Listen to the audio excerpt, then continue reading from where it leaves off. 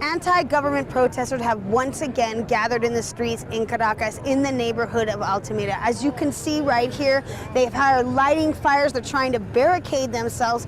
Then we see that there aren't as many people here that have been in previous nights, and there isn't the heavy security presence that we've also been seeing. Now, earlier today, they learned that their leader, the opposition leader, Leopoldo Lopez, is not going to face charges of terrorism or murder. He will be charged with arson and also trying to incite violence. The hearing took place at the military prison where he's being held, and he is to be held there for the next 45 days until his case will go to trial.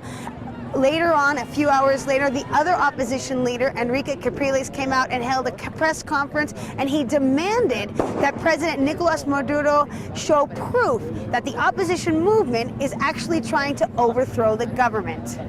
The government speaks of a coup, but I ask, is it really a coup or a government coup against the people? Which one is it? Because if there is a coup in the making, you, Mr. Nicolas Maduro, have to present proof of this to the country.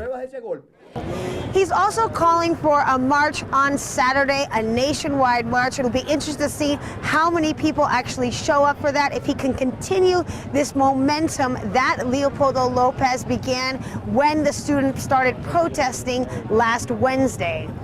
So far, the death toll is up to 6, and on Thursday, a funeral was held for a beauty queen in the town of Valencia. That's a town that's about 2 hours outside of Caracas.